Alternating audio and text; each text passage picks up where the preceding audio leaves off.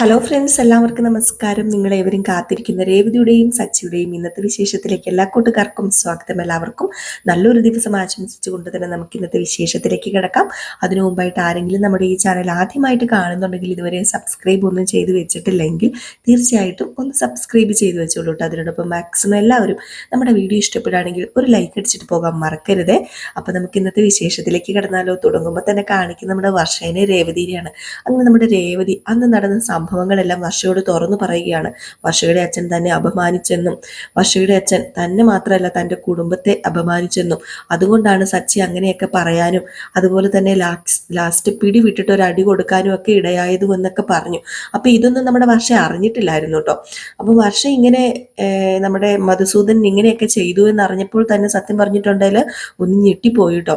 എന്നിട്ട് പറയുകയും ചെയ്തു രേവതിയോട്, ചേച്ചി ഞാൻ ഇതൊന്നും അറിഞ്ഞിട്ടില്ലായിരുന്നു, അച്ഛൻ ഇങ്ങനെയൊക്കെ ചേച്ചിയോട് പറഞ്ഞു എന്ന് ഞാൻ അറിഞ്ഞിട്ടില്ലായിരുന്നു. പക്ഷേ സച്ചേട്ടൻ ചെയ്തത് തെറ്റാണല്ലോ, അത് വലിയൊരു തെറ്റ് തന്നെയാണ്. കാരണം അത്രയും പേരുടെ മുമ്പിൽ വെച്ച് അത്രയും വലിയൊരു സദസ്സിൽ വെച്ച് എൻ്റെ അച്ഛനെ തല്ലി, അതും ഒരു പ്രാവശ്യം തല്ലിയെങ്കിൽ പോട്ടെ, ഇത് പട്ടിയെ തല്ലുന്നത് പോലെ തല്ലിയില്ലേ.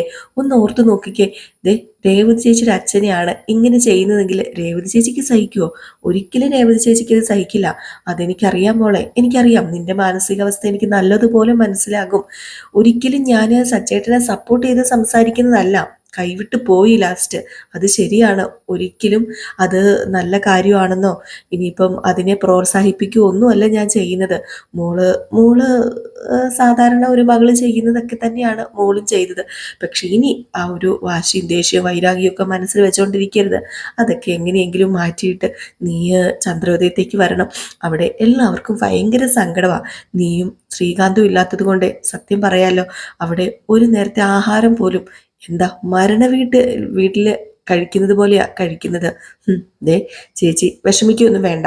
ഞാൻ ഇപ്പൊ തൽക്കാലം അങ്ങോട്ടേക്ക് വരാൻ പറ്റിയ സാഹചര്യത്തിലല്ല. എൻ്റെ മനസ്സ് ചിലപ്പോൾ മാറുമായിരിക്കാം, ചിലപ്പോൾ മാറില്ലായിരിക്കാം. ഏതായാലും ചേച്ചി ഇപ്പൊ എന്നെ നിർബന്ധിക്കരുത്. ഞാൻ അങ്ങോട്ടേക്ക് വരാം, എനിക്ക് പ്രശ്നങ്ങളൊന്നുമില്ല. പക്ഷെ എൻ്റെ ഈ ഒരു മാനസികാവസ്ഥ ഒന്ന് പതുക്കെ മാറട്ടെ, എന്നിട്ട് ഞാൻ അങ്ങോട്ടേക്ക് വന്നോളാം. അപ്പോഴേക്കും നമ്മുടെ രേവതിക്ക് വീണ്ടും പറയാനുള്ളത്, വർഷേ നീ മനസ്സിലാക്കണം, ഒരിക്കലും ഞാൻ മോഷ്ടിക്കില്ല. ഒരിക്കലും ഞാൻ അതൊരു തൊഴിലായിട്ടോ അല്ലെങ്കിൽ പിന്നെ എൻ്റെ ആവശ്യങ്ങൾ നേടിയെടുക്കാൻ വേണ്ടിയോ ഒന്നും ഞാൻ മോഷ്ടിക്കില്ല. കാരണം എൻ്റെ അച്ഛൻ മരിച്ചത് എങ്ങനെയാണെന്ന് നിനക്കറിയാമോ? എൻ്റെ അനിയൻ ചെറിയൊരു കള്ളത്തരം കാണിച്ചു. ആ ഒരു ചെറിയ കള്ളത്തരം അത് എൻ്റെ അച്ഛന് തീരെ സഹിച്ചില്ല. അതുകൊണ്ട് എൻ്റെ അച്ഛൻ ആത്മഹത്യ ചെയ്യുക ചെയ്തത്. അതുകൊണ്ട് ഒരിക്കലും ഞാൻ മോഷ്ടിക്കില്ല. ഞാൻ മാത്രമല്ല, എൻ്റെ കുടുംബത്തിലുള്ള ആരും മോഷ്ടിക്കില്ല. അതുകൊണ്ട് നീ എന്നെ വിശ്വസിക്കണം. അയ്യോ ചേച്ചി അങ്ങനെയൊന്നും പറയരുത്, ചേച്ചി മോഷ്ടിക്കില്ലെന്നും ചേച്ചി അത് അങ്ങനെ ചെയ്തിട്ടില്ലെന്നും ഒക്കെ എനിക്കറിയാം. ഞാൻ അതിന് ചേച്ചി മോഷ്ടിച്ചെന്ന് പറഞ്ഞില്ലല്ലോ. നീ പറഞ്ഞില്ല എങ്കിലും നിനക്ക് ഒരു വാക്ക് പറയായിരുന്നു. ആ സദസ്സിന്റെ മുമ്പിൽ വെച്ച് നിന്റെ അച്ഛൻ എന്നെ കുറ്റപ്പെടുത്തിയപ്പം, എന്നെ തള്ളി പറഞ്ഞപ്പം, എന്നെ അപമാനിച്ചപ്പം നിനക്ക് പറയായിരുന്നു എൻ്റെ അടുത്ത് ഒരിക്കലും അങ്ങനെ ചെയ്യില്ല എന്ന്. പക്ഷെ നീ അത് പറഞ്ഞില്ല. നീ നിന്റെ അച്ഛൻ്റെ കൂടെ നിന്നു.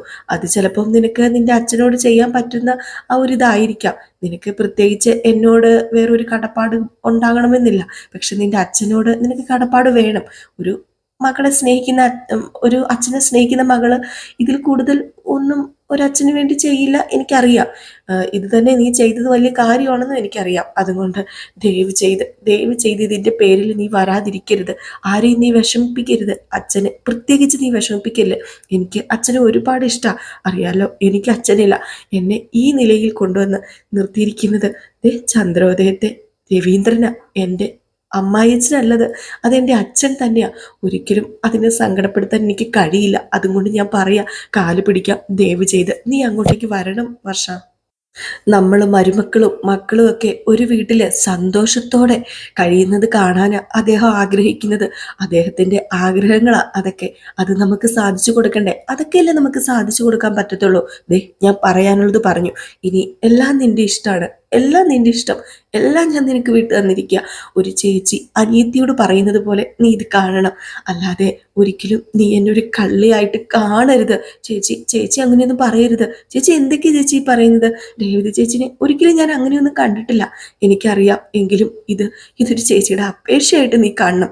വേണമെങ്കിലേ ഞാൻ നിന്റെ കാല് പിടിക്കാം. രേവതി ചേച്ചി എന്തൊക്കെയാ പറയുന്നത്? ഞാൻ പറഞ്ഞല്ലോ, ഞാൻ ഒരിക്കലും രേവതി ചേച്ചി കള്ളിയാണെന്ന് പറഞ്ഞിട്ടില്ല. ആ, അതെനിക്കറിയാം മോളെ. ഏതായാലും പോട്ടെ, സാരമില്ല. മോള് വീട്ടിലൊക്കെ പോയി വീട്ടില് അച്ഛനും അമ്മയോടും വഴക്ക് കൂടിയിട്ടോ അവരോട് അല്ലെങ്കിൽ ധിക്കാരം കാണിച്ചിട്ടോ ഒന്നും ഇറങ്ങി വരണമെന്ന് ഞാൻ പറയുന്നില്ല. എന്നും ഭർത്താവിന്റെ വീടാ നമ്മുടെ വീട്. അത് നമ്മൾ മനസ്സിലാക്കണം. ഭർത്താവിന്റെ വീട്ടുകാർക്കും ഒരു മനസ്സുണ്ട് എന്നറിയണം. സ്വന്തം മകനെ ഇങ്ങനെ കൂട്ടിക്കൊണ്ട് പോകുമ്പം അവർക്കുണ്ടാകുന്ന വേദന എന്താണെന്ന് നമ്മൾ അറിയണ്ടേ? അതുകൊണ്ടാണ് ഞാൻ പറഞ്ഞത്, ഞാൻ ഇനി പോവാ. ഇനി കൂടുതൽ നേരം ഇവിടെ നിന്ന് മോളെ വിഷമിപ്പിക്കുന്നില്ല. അതുകൊണ്ട് മോൾക്ക് തീരുമാനം എടുക്കാനുള്ള സമയം ഒരുപാടുണ്ടല്ലോ. തീരുമാനം എടുത്ത് നല്ലൊരു ഉചിതമായ തീരുമാനം എടുത്ത് അങ്ങോട്ടേക്ക് തിരിച്ചു വരണം എന്നും പറഞ്ഞാണ് നമ്മുടെ രേവതി പോകുന്നത്. ഏതായാലും ഇതൊക്കെ കേട്ട് കഴിഞ്ഞപ്പോഴത്തേക്ക് സത്യം പറഞ്ഞ വർഷയ്ക്ക് തന്നെ തൻ്റെ അച്ഛനോട് കലിപ്പും ദേഷ്യമൊക്കെ തോന്നുന്നുണ്ട്. കാരണം ഒരു കാരണവുമില്ലാതെ നമ്മുടെ രേവതിനെ എല്ലാവരുടെയും മുമ്പിൽ ചിത്രമൊക്കെ അപമാനിച്ചു എന്ന് വർഷ കരുതിയിട്ടില്ല കേട്ടോ. കാരണം അവിടെ കുറേ കഴിഞ്ഞിട്ടാണ് നമ്മുടെ വർഷയും ശ്രീകാന്തും കയറി വന്ന് ആ ഒരു സീൻ കാണുന്നത്. ആ സീനിൽ നമ്മുടെ വർഷയല്ല സച്ചി രവീന്ദ്രനെ അടിക്കുന്ന ഒരു ഭാഗം മാത്രമാണ് കണ്ടത്, വർഷയും ശ്രീകാന്തും. അതിനു മുമ്പ് നടന്ന സംഭവം എന്താണെന്നൊന്നും വ്യക്തമായിട്ട് അവർക്ക് അറിയില്ല. അത് പിന്നെ നമ്മുടെ മഹിമയും മധുസൂദനും പറഞ്ഞു കൊടുത്തത് മാത്രമേ വർഷയ്ക്ക് അറിയത്തുള്ളൂ. അതുകൊണ്ട് തന്നെ അതിനൊരു ക്ലാരിറ്റി വന്നത് ഇപ്പോഴാണ് കേട്ടോ. അപ്പൊ ഇത് കഴിഞ്ഞ് പിന്നെ കാണിക്കുന്ന സീൻ എന്ന് പറഞ്ഞാൽ സച്ചി ശ്രീകാന്തിന്റെ അടുത്തേക്ക് ചെല്ലുകയാണ് കേട്ടോ. അപ്പം ശ്രീകാന്ത് റെസ്റ്റോറൻറ്റിലാണല്ലോ ഉള്ളത്. അപ്പൊ അത് പ്രകാരമാണ് നമ്മുടെ സച്ചി അങ്ങോട്ടേക്ക് ചെല്ലുന്നത്. അപ്പൊ അങ്ങോട്ടേക്ക് ചെന്ന് കഴിയുമ്പോഴത്തേക്കും ശ്രീകാന്ത് സച്ചിനെ കണ്ടു. സച്ചിനെ കണ്ടതും സച്ചി ശ്രീകാന്തിനോട് സംസാരിക്കാൻ തുടങ്ങുമ്പോഴത്തേക്കും അടുത്ത് നിന്ന് വേറൊരു കൂട്ടുകാരനോട് നമ്മുടെ ശ്രീകാന്ത് പറയാണ്, അത് പിന്നെ ഇതേ ഒരു കസ്റ്റമർ വന്നിട്ടുണ്ട്, എന്താണെന്ന് വെച്ചാൽ ചെയ്തു കൊടുക്കാൻ. ഇത് കേട്ടപ്പോഴത്തേക്കും നമ്മുടെ സച്ചിക്ക് ദേഷ്യം വന്നു. അതെ, ഞാൻ ആരെയും വേദനിപ്പിക്കാനോ കഴിക്കാനോ ഒന്നും വന്നതല്ല. അതെ, എനിക്ക് കുറച്ച് സംസാരിക്കാനുണ്ട് നിന്നോട്. എന്നോട് എന്ത് സംസാരിക്കാന്? ദേ ഈ നിന്നോട് സംസാരിക്കാതെ ഇവിടെ ഭക്ഷണം കഴിച്ചുകൊണ്ടിരിക്കുന്ന ഇവരോട് സംസാരിക്കാനാണോ ഞാൻ വന്നത്? ദേ ദേ എൻ്റെ പേര് സച്ചി, ഞാനേ ഇവന്റെ ഏട്ടനാ. അപ്പോഴത്തേക്കും പെട്ടെന്ന് ശ്രീകാന്ത് വന്നിട്ട്, ഏട്ടാ എന്താ ഈ കാണിക്കുന്നത്? ഏട്ടാ അവര് ഇവിടുത്തെ കസ്റ്റമേഴ്സ് അല്ലേ, അതുകൊണ്ട് ഏട്ടൻ ഇങ്ങ് വാ. നിനക്ക് എന്നോട് സംസാരിക്കാൻ താല്പര്യമില്ലെന്നല്ലേ പറഞ്ഞത്? അല്ല സച്ചിൻ, ഇപ്പൊ എന്താ പ്രശ്നം പറ. റെസ്റ്റോറന്റിലെ കിച്ചണിൽ കയറിയിട്ട് കുറെ നേരം ആയോ ശ്രീകാന്ത്? നീ നല്ല ചൂടിലാണല്ലോ. നീ എന്താടാ വീട്ടിലേക്ക് വരാത്തത്? നിന്റെ ഭാര്യ വീട്ടിൽ താമസിക്കാൻ തീരുമാനിച്ചോ? അപ്പോഴുള്ള ദേഷ്യത്തിന് നീ പോയതായിരിക്കുന്ന ഞാൻ വിചാരിച്ചത്. ഇപ്പൊ നീ അവിടെ തന്നെ സ്ഥിരതാമസമാക്കിയോ? അപ്പോഴത്തേക്കും നമ്മുടെ ശ്രീകാന്ത് ഒന്നും മിണ്ടുന്നില്ല കേട്ടോ. ഇത് കണ്ടു കഴിഞ്ഞപ്പോഴത്തേക്ക് സച്ചി പറഞ്ഞേടാ, നീ വരാത്തത് വീട്ടിലെല്ലാവർക്കും സങ്കടമാടാ. നിനക്കൊരു എന്തോ ഒരു പാഴ്സൽ വന്നപ്പോ നീ വീട്ടിലുണ്ടെന്ന് കരുതി അച്ഛൻ നിന്നെ വിളിച്ചു. നീയാണെങ്കിൽ ഭാര്യ വീട്ടിൽ സുഖമായിട്ട് കഴിയുന്നു. അച്ഛനെ കുറിച്ച് നീ ചിന്തിച്ചോടാ. നമ്മുടെ അച്ഛൻ എന്ത് തെറ്റാടാ ചെയ്തത്? അച്ഛനേക്കാൾ നിന്റെ ഭാര്യയാണല്ലേ നിനക്ക് പ്രാധാന്യം. അത് പിന്നെ ഞാനൊരു കാര്യം പറയട്ടെ. അന്ന് ഓഡിറ്റോറിയത്തിൽ വെച്ച് സച്ചേട്ടന്റെ ഭാര്യയെ കുറിച്ച് തെറ്റായിട്ട് സംസാരിച്ചത് കൊണ്ടല്ലേ അങ്ങനെയൊക്കെ ചെയ്തത്? ഏടത്തിയോട് ഏട്ടൻ ഇഷ്ടമുള്ളത് കൊണ്ടല്ലേ അങ്ങനെയൊക്കെ ചെയ്തത്? നീ എന്താ വക്കീലന്മാരെ പോലെ സംസാരിക്കുന്നത്? മുമ്പൊന്നും ഞാൻ പറയുന്നതിനെ എതിർത്ത് നീ സംസാരിക്കില്ലായിരുന്നല്ലോ. നീ സംസാരിച്ചോ, ഒരു കുഴപ്പമില്ല. നിന്റെ മനസ്സിൽ എന്താണെന്ന് വെച്ചാൽ നീ തുറന്നു പറഞ്ഞോ, ഞാൻ അതെല്ലാം കേൾക്കാൻ ബാധ്യസ്ഥനാണ്. ഭാര്യനെ എനിക്ക് ഇഷ്ടമൊക്കെ തന്നെയാണ്, ശരിയാ. നിനക്ക് ഭാര്യനെ ഇഷ്ടമുണ്ടെങ്കിൽ ഞാനൊരു കാര്യം പറയാം. അച്ഛനെ അമ്മേനെ വേണ്ടാന്ന് വെക്കരുത്. രണ്ടുപേരും നിന്നെ കുറിച്ച് പറഞ്ഞുകൊണ്ടിരിക്കുക. രണ്ടുപേരും ഭയങ്കര വിഷമത്തിലാ. നീയാണെ ഭാര്യ വീട്ടിൽ സൂക്ഷിച്ച് ജീവിക്കുന്നു. ഞാൻ അവിടെ താമസിക്കുന്നതെന്ന് ഏട്ടനോട് ആരാ പറഞ്ഞത്? ഏട്ടൻ എങ്ങനെ അറിഞ്ഞു? ഞാൻ അവിടെ ഒരു ദിവസം പോലും താമസിച്ചിട്ടില്ല. അത് ഞാൻ പറയാം. ഞാൻ ചെന്നൈ അന്ന് തന്നെ അവിടെ നിന്ന് ഇറങ്ങി. അപ്പം നീ ഇപ്പൊ എവിടെയാ താമസിക്കുന്നത്? അപ്പോഴത്തേക്കും അവിടെ നിന്നൊരു കൂട്ടുകാരൻ പറഞ്ഞു, അത് പിന്നെ സച്ചേട്ടാ ഇവൻ ഇവിടെയാണ് താമസിക്കുന്നത്. അത് റെസ്റ്റോറന്റിനകത്തോ? റെസ്റ്റോറന്റ് പുറകിലൊരു റൂമുണ്ട്, കണ്ടാല് ഒരു സ്റ്റോർ റൂം പോലെയാ. അവിടെ 4-5 പേര് കിടക്കാറുണ്ട്. അവിടെ എങ്ങനെയോ അഡ്ജസ്റ്റ് ചെയ്ത് കിടക്കാം. ചേട്ടൻ എങ്ങനെയെങ്കിലും ഇവനോട് സംസാരിച്ച് വീട്ടിലേക്ക് കൂട്ടിക്കൊണ്ടോ. ഇവന്റെ സിറ്റുവേഷനെ വളരെ മോശമാ. ഇവന് സത്യം പറഞ്ഞിട്ടുണ്ട് ആഹാരം പോലും കഴിക്കാറില്ല. ഇവൻ ഈ ലോകത്തേ അല്ല. ഇത് കേട്ട് നമ്മുടെ സച്ചിക്ക് ദേഷ്യം വന്നിട്ട് സച്ചി അവിടുന്ന് പോകുക കേട്ടോ ചെയ്യുന്നത്. സച്ചി വേറെ ഒന്നും ചോദിക്കാൻ നിന്നില്ല. കാരണം സച്ചിക്ക് മനസ്സിലായി ശ്രീകാന്തിന്റെ മാനസികാവസ്ഥ എന്താണെന്ന്. സച്ചി നേരെ പോകുന്നത് വേറെ എങ്ങോട്ടേക്കും അല്ല, നമ്മുടെ ചന്ദ്രോദയത്തേക്ക് തന്നെയാണ് കേട്ടോ. അപ്പൊ ഇതിനു ശേഷം പിന്നെ കാണിക്കുന്ന സീൻ എന്ന് പറഞ്ഞാല്, സോറി കേട്ടോ സച്ചി അതിനിടയിൽ ആ ഒരു റൂം കാണാൻ വേണ്ടിയാട്ടോ പോകുന്നത്. എനിക്ക് തെറ്റിപ്പോയതാട്ടോ. നേരെ ചന്ദ്രോദയത്തേക്കല്ല പോകുന്നത്, ആ റൂം കാണാൻ വേണ്ടി, നമ്മുടെ ശ്രീകാന്ത് കിടക്കുന്ന ആ റൂമില്ലേ, ആ റൂം കാണാൻ വേണ്ടിയാണ് പോകുന്നത്. അപ്പൊ അവിടെ നിൽക്കുന്ന ഒരാളോട് ചോദിച്ചു, അല്ല ശ്രീകാന്ത് കിടക്കുന്ന റൂം ഏതാന്ന് ചോദിച്ചപ്പോഴത്തേക്കും നേരെ കാണുന്ന ഈ റൂമാന്ന് പറഞ്ഞു.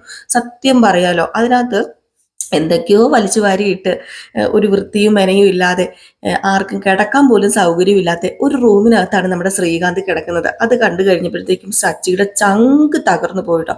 അവിടെ ഇവിടെയും പാത്രങ്ങൾ കൂട്ടിയിട്ടിരിക്കുന്നു, നിലത്ത് വെറുതെ ഒരു ചെറിയ ബെഡൊക്കെ ഇട്ടിട്ട് അവിടെയാണ് നമ്മുടെ ശ്രീകാന്ത് കിടക്കുന്നത്.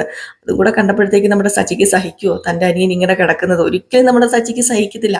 താൻ നിലത്ത് കിടന്നാലും തൻ്റെ അമ്മയും അച്ഛനും അനിയന്മാരും ചേട്ടന്മാരും ഒക്കെ നല്ല രീതിയിൽ തന്നെ ജീവിക്കണമെന്നാണ് സച്ചി ആഗ്രഹിക്കുന്നത്.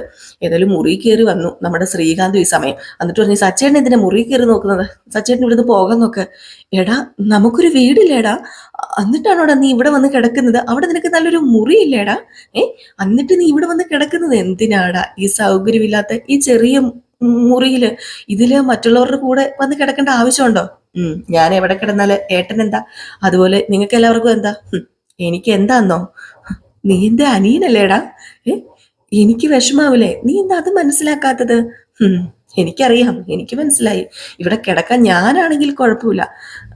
പിന്നെ ആ വീട്ടില് അച്ഛനും രേവതിക്കും ഒഴികെ തന്നെ വേറെ ആർക്കും വേണ്ട. പക്ഷെ നീ അങ്ങനെയല്ല, നിന്നെ എല്ലാവർക്കും ഇഷ്ടം ആ വീട്ടില്, പ്രത്യേകിച്ച് അമ്മയ്ക്ക്.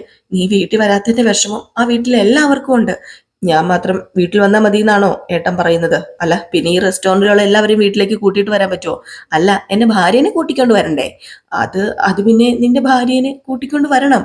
അവളെയും കൂട്ടിയിട്ട് അങ്ങോട്ടേക്ക് വരാനാ പറഞ്ഞത്, അല്ലാതെ നിന്നോട് തനിയെ അങ്ങോട്ടേക്ക് വരാനല്ല പറഞ്ഞത്. നിന്റെ ഭാര്യനെ കൂട്ടണ്ടെന്നോ ഉപേക്ഷിക്കണമെന്നോ ഒന്നും പറയുന്നില്ല. പിന്നെ നിങ്ങൾ ഓടിപ്പോയി കല്യാണം കഴിച്ചിട്ട് അച്ഛൻ നിങ്ങളോട് ക്ഷമിച്ചില്ലേ? ഉള്ള സ്നേഹത്തിന് എന്തെങ്കിലും കുറവ് കാണിച്ചിട്ടുണ്ടോ? എന്റെ ദേഷ്യവും മാറി. എനിക്ക് നിങ്ങളോട് ദേഷ്യമൊന്നുമില്ല. നിങ്ങളൊരു കുടുംബമായിട്ട് ജീവിക്കുന്നു. എന്തിനാടാ ഇങ്ങനെ വാശി പിടിക്കുന്നത്? ഇതിന്റെയൊക്കെ വല്ല ആവശ്യമുണ്ടോ? ഞാനും നീക്ക് കൂടപ്പിറപ്പുകളല്ലേടാ. നമ്മള് അങ്ങോട്ടും ഇങ്ങോട്ടും ചെറിയ വഴക്കുകളൊക്കെ ഉണ്ടാക്കും, അത് ശരിയാ. ഞാൻ പറയുന്നൊന്ന് കേക്ക്. നീ വർഷേനെ കൂട്ടി വീട്ടിലേക്ക് വാ. നമ്മള് കൂടെ ഒന്നും അല്ലല്ലോ പറഞ്ഞത്, ഒരുമിച്ചാണോ പിറന്നത്? അല്ലല്ലോ. ദേ, സച്ചേട്ടൻ പിറന്നതിന് കുറച്ച് വർഷങ്ങൾക്ക് ശേഷമാണ് ഞാൻ പിറന്നത്. ഓ, നീ കളിയാക്കുവാണോ എന്നെ? അല്ല, നിനക്ക് ഇത്രയൊക്കെ സംസാരിക്കാനുള്ള ഇതൊക്കെ എവിടെ നിന്ന് കിട്ടിയിടാ? അല്ല, നീ ഞാൻ പറയുന്നതല്ല അതേപടി കേട്ടനുസരിക്കുന്നതായിരുന്നല്ലോ. പോട്ടെ, വീട്ടിലെ സന്തോഷം പോയടാ. വീട്ടിലൊരു സന്തോഷമില്ല. നീ വന്നാലേ അച്ഛന് സന്തോഷമാകത്തുള്ളൂ. അച്ഛൻ്റെ സന്തോഷമല്ലേടാ ഞാൻ ആഗ്രഹിക്കുന്നത്. നീ എന്തിനാടാ വാശി പിടിച്ച് ഇവിടെ കഴിയുന്നത്? നീ എൻ്റെ കുഞ്ഞനിയനല്ലേടാ.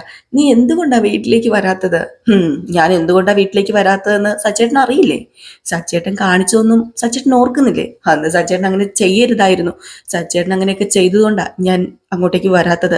അല്ല, നിന്റെ അച്ഛൻ രേവതിയുടെ നിന്റെ അച്ഛൻ എന്നല്ല, നിന്റെ ഭാര്യയുടെ അച്ഛൻ രേവതിനെ എന്തൊക്കെയാ പറഞ്ഞതെന്ന് അറിയാലോ. അതൊക്കെ എനിക്കറിയാം. ഞാനും വർഷയും ദേഷ്യപ്പെട്ട് തന്നെയാ അദ്ദേഹത്തിനോട് സംസാരിച്ചത്. അദ്ദേഹം അറിയാതെയാ പറഞ്ഞത്. അറിയാതെയൊന്നും അല്ല. അദ്ദേഹത്തിന് നമ്മുടെ അച്ഛനെ കാണുമ്പോഴൊക്കെ ചെറിയൊരു അസുഖം വരും. അയാളുടെ മകള് നമ്മുടെ വീട്ടിലെത്തിയത് അയാൾ മനസ്സുകൊണ്ട് അംഗീകരിക്കുന്നില്ല. അതിന്റെ കുത്തൽ അങ്ങേർക്ക് വേണ്ടുവോളമുണ്ട്. രേവതിയെയും എന്നെയും മൊത്തം കുടുംബത്തെയും അദ്ദേഹം എല്ലാവരുടെയും മുമ്പിൽ വെച്ച് അപമാനിച്ചില്ലേ? അത് കേട്ടിട്ട് ഞാൻ ചുമ്മാ ഇരിക്കണോടാ? പിന്നെ ഈ സച്ചി അല്ലാതായി പോവില്ലേ? ക്ഷമിക്കാവുന്നതിന്റെ അങ്ങേയറ്റം ഞാൻ ക്ഷമിച്ചു. ലാസ്റ്റ് പൊട്ടിക്കേണ്ടി വന്നു. പറഞ്ഞല്ലോ, പറ്റിപ്പോയി. അദ്ദേഹം അങ്ങനെയൊക്കെ പറഞ്ഞപ്പം സച്ചേട്ടന് വാ കൊണ്ട് മറുപടി പറയായിരുന്നല്ലോ. അല്ലെങ്കിൽ എന്നോടോ വർഷയോട് പറയായിരുന്നല്ലോ. ഇതിപ്പോ എല്ലാവരുടെയും മുമ്പിൽ വെച്ച് അടിച്ച് അപമാനിച്ചില്ലേ? ഇത് ഞങ്ങൾ എങ്ങനെയെങ്കിലും കൈകാര്യം ചെയ്ത് ഒതുക്കി തീർത്തേനെ. ഇതിപ്പം അടിച്ചത് ഏറ്റവും വലിയ വിഷയമായി പോയത്. അതുകൊണ്ട് തന്നെ ഇത്രയും പ്രശ്നമായത്. അല്ല, അവരെന്തെങ്കിലുമൊക്കെ പറയട്ടെ, നീ അതൊക്കെ അങ്ങ് വിട്, പോട്ടെ. നീ വർഷം കൂട്ടി വീട്ടിലേക്ക് വാ. ഞാൻ പറഞ്ഞല്ലോ, നമുക്ക് നമ്മുടെ കുടുംബത്തിൽ സുഖമായിട്ട് ജീവിക്കണ്ടേ? സുഖമായിട്ട് ജീവിക്കുകയൊക്കെ ചെയ്യണം. വർഷ വരുമോന്ന് എനിക്കറിയില്ല. വർഷ വന്നില്ലെങ്കിൽ ഞാൻ ഇവിടെ തന്നെ താമസിക്കുള്ളൂ. വർഷം ഇല്ലാതെ ഞാൻ അങ്ങോട്ടേക്ക് വരില്ല. അതെ, നിങ്ങൾ രണ്ടുപേരും വരണമെന്ന് തന്നെ ഈ സച്ചേട്ടന്റെ ആഗ്രഹം. അവള് വരുന്നില്ലെന്ന് വെച്ച് നീ വരാതിരിക്കരുതെന്നാ ഞാൻ പറഞ്ഞത്. നീ വരണം. നീ ആ വീട്ടിലില്ലെങ്കിലേ ആ വീട് ഉറങ്ങിക്കിടക്കാടാ. അച്ഛനെ ഓർത്തെങ്കിലും നീ ഒന്ന് വാടാ. അസുഖം ഒരുപാട് നമ്മുടെ അച്ഛനുണ്ട്. അത് പിന്നെ സച്ചേട്ടാ, അവളില്ലാതെ ഞാൻ തനിയെ വീട്ടിലേക്ക് വന്നാലേ അവക്കത് ഫീലാകും. അതും എനിക്ക് സഹിക്കില്ല. അപ്പം അവള് വരുന്നില്ലെങ്കിൽ ഈ ജന്മം നീ നമ്മുടെ വീട്ടിലേക്ക് വരില്ലല്ലേ? കാലെടുത്ത് വെക്കില്ല അല്ലേ? അത് പിന്നെ കുറച്ച് നാൾ കഴിയട്ടെ, അവളുടെ മനസ്സ് മാറുമായിരിക്കും. അവളുടെ മനസ്സ് മാറിയാലും ഞങ്ങൾ രണ്ടുപേരും ഒരുമിച്ച് വീട്ടിലേക്ക് വന്നോളാം. അപ്പോഴത്തേക്ക് അവിടെ നിന്നൊരു ജോലിക്കാരൻ വന്നിട്ട് അതെ ഓണർ വന്നിട്ടുണ്ട്, മോനെ ശ്രീകാന്തെ അങ്ങോട്ടേക്ക് വരാൻ പറഞ്ഞപ്പോഴത്തേക്കും ദേ ഞാൻ എൻ്റെ അനിയനോടാ സംസാരിക്കുന്നത്, അവനിവിടെ നിൽക്കട്ടെ, അവനോട് എനിക്ക് കുറച്ച് സംസാരിക്കാനുണ്ട്. അത് പിന്നെ സച്ചേട്ടാ എനിക്ക് പോകണം, അവിടെ ഓണർ വന്നിട്ടുണ്ട്. അത് പിന്നെ എടാ നീ പറയടാ നീ വീട്ടിലേക്ക് വരുമെന്ന്, എന്നിട്ട് നീ പൊക്കോ. അത് പിന്നെ അറിയില്ല, ഞാൻ വീട്ടിലേക്ക് വരുന്ന കാര്യം എങ്ങനെയാണെന്ന് എനിക്കറിയില്ല.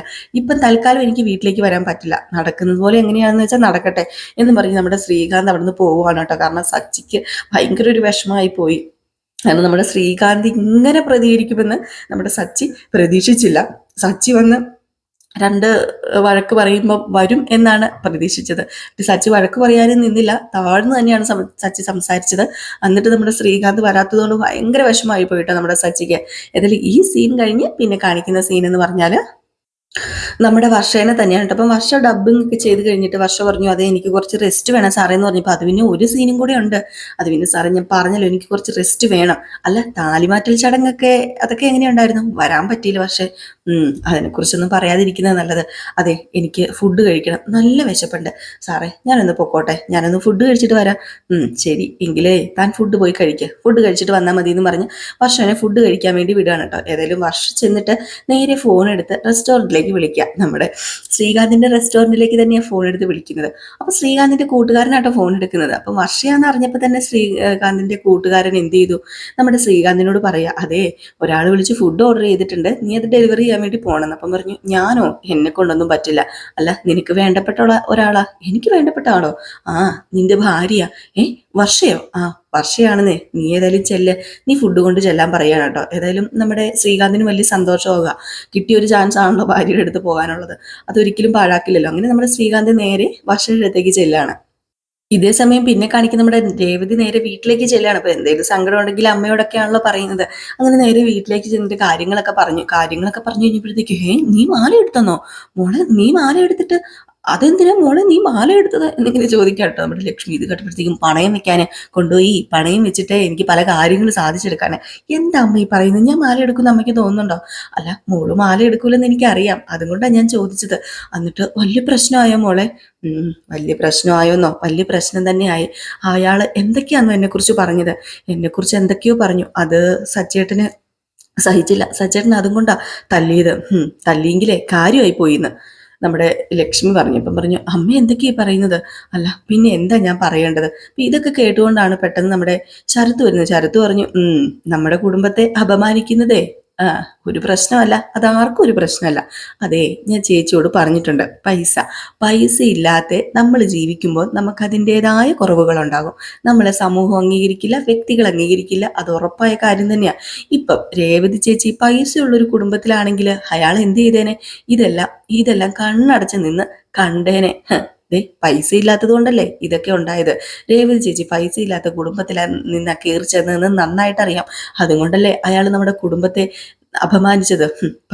പൈസയുള്ളവൻ ഈ സമൂഹത്തിൽ വിലയുള്ളു ചേച്ചി, അത് ചേച്ചി ഒന്ന് മനസ്സിലാക്കുക മോനെ. അങ്ങനെ നീ ഒരിക്കലും പറയരുത്. പൈസയ്ക്ക് മാത്രമല്ല നമ്മുടെ അഭിമാനത്തിനും അതുപോലെ തന്നെ നമ്മുടെ സ്വഭാവത്തിനും ഒക്കെ വിലയുണ്ട്. നമ്മൾ പൈസ ഇല്ലാത്തവരാണെങ്കിലും നമ്മളുടെ സ്വഭാവവും അതുപോലെ നമ്മുടെ ആ ഒരു രീതിയൊക്കെ കണ്ട മറ്റുള്ളവർ നമ്മളെ സ്നേഹിക്കുകയും ബഹുമാനിക്കുകയും ഒക്കെ ചെയ്യുന്നത്. അതൊക്കെ ചേച്ചിയുടെ വെറും തോന്നല. പൈസ ഇല്ലെങ്കിൽ പട്ടിയുടെ വിലയുള്ളൂ, പട്ടിയുടെ വില. നോക്കിക്കോ, ഞാൻ അതുകൊണ്ട് തന്നെയാ പൈസ ഉണ്ടാക്കാൻ ഇറങ്ങി തിരിച്ചിരിക്കുന്നത്. അതുകൊണ്ട് തന്നെയാ ഞാൻ ചെറിയ രീതിയിലൊന്നും അല്ല, എനിക്ക് ഒരു ജോലി കിട്ടിയാലേ ചിലപ്പം എനിക്ക് ഒരു ചെറിയ പൈസയൊക്കെ കിട്ടിയെന്നൊക്കെ ഇരിക്കും. ഒരു ജോലി കിട്ടി പൈസ കിട്ടുക എന്നൊക്കെ പറഞ്ഞാലേ പതിയെ നമുക്ക് ഡെവലപ്പ് ആകാൻ പറ്റത്തുള്ളൂ. ഒറ്റയടിക്ക് ഡെവലപ്പ് ആകണം. എല്ലാവരും നമ്മുടെ മുമ്പിൽ വന്ന് നിൽക്കണം, എല്ലാവരും പറയണം, എല്ലാവരും നമ്മളെ അംഗീകരിക്കണം, എങ്കിൽ പൈസ വേണം എന്ന് പറഞ്ഞ് പൈസേനെ കുറിച്ച് കിടന്ന് ഭയങ്കരമായിട്ട് പറയും. ഇത് കേട്ടപ്പോഴത്തേക്ക് നമ്മുടെ രേവതിയാണെങ്കിൽ ഇത്രയും പറഞ്ഞിട്ട് അങ്ങ് പോയിട്ടോ ശരത്ത്. അപ്പൊ രേവതിയാണെങ്കിൽ അമ്മ ഇവനെ എന്തൊക്കെയാ അമ്മ ഈ വിളിച്ച് പറയുന്നത്? ഇവനിപ്പോ ഇങ്ങനെയാ, അവനിപ്പം പൈസ ഉണ്ടാക്കണം എന്നുള്ളൊരു ചിന്ത മാത്രമേ ഉള്ളൂ. പറഞ്ഞിട്ടൊരു കാര്യമില്ല, ഇങ്ങനെയല്ലേ ഓരോ കാര്യങ്ങളൊക്കെ നടക്കുന്നത്. അല്ല മോൾക്ക് അവിടെ ഭയങ്കര ബുദ്ധിമുട്ടല്ലേ? ബുദ്ധിമുട്ടാണോ എന്ന് ചോദിച്ചാൽ ബുദ്ധിമുട്ടൊക്കെ തന്നെയാ. അതൊക്കെ പിന്നെ എനിക്ക് ശീലമായല്ലോ. എൻ്റെ ഭർത്താവ് എൻ്റെ കൂടെ ഉണ്ടല്ലോ. സച്ചേട്ടന് വേറെ പ്രശ്നമൊന്നുമില്ല. സച്ചേട്ടന് ആരും എന്നെ പറയുന്നത് സഹിക്കില്ല. അത് തന്നെ മോളുടെ വലിയ ഭാഗ്യമാണ്. സച്ചിയെ പോലെ ഒരു ഭർത്താവിനെ കിട്ടിയത് മോളുടെ ഭാഗ്യവും പുണ്യവും ഒക്കെ അന്ന് മോള് കരുതിയാൽ മതി എന്ന് പറയാം. അപ്പൊ ഇതൊക്കെ കേട്ടത് ഭയങ്കര സന്തോഷത്തോടു കൂടി നമ്മുടെ രേവതി നിൽക്കുകയാണ് കേട്ടോ. അപ്പോൾ ഈ ഒരു ഭാഗം കാണിച്ചിട്ടാണ് ഇന്നത്തെ വിശേഷം അവസാനിക്കുന്നത്. അപ്പോൾ എല്ലാവരും കാത്തിരിക്കുക അടുത്ത വിശേഷത്തിനായിട്ട്. അടുത്ത വിശേഷം നയനിയുടെയും ആദർശിൻ്റെയും കഥയാണ്. ഇപ്പം തന്നെ നയനിയുടെയും ആദർശിൻ്റെയും കഥയായിട്ട് ഞാൻ വരാട്ടോ. അപ്പോൾ അതുവരെ എല്ലാവർക്കും ടാറ്റാ ബൈ ബൈ. പിന്നെ ലൈക്ക് അടിച്ചിട്ട് പോകാൻ മറക്കരുത്. പിന്നെ നമ്മൾ ഇന്ന് ഗോമതിയുടെയും ബാലൻ്റെയും കഥ റിയൽ സ്റ്റോറി ഇടുന്നത് ഒരു 9:30 കഴിഞ്ഞിട്ടായിരിക്കും. കാരണം ഇന്ന് കുട്ടികൾക്ക് സ്കൂളൊക്കെ തുറക്കുന്ന ദിവസമാണ്. അപ്പോൾ അതുകൊണ്ട് ഇനിയിപ്പം ആ ഒരു ടൈമിൽ എനിക്ക് ചെയ്യാൻ പറ്റത്തുള്ളേ. രാവിലെ നയനിയുടെയും ആദർശിൻ്റെയും കഥ, രേവതിയുടെയും സച്ചിയുടെയും കഥ പതിവ് പോലെ തന്നെ ഈ ഒരു ടൈമിൽ തന്നെയായിരിക്കും ചെയ്യുന്നത്. Tata bye bye. ലൈക്ക് അടിച്ചിട്ട് പോണേ.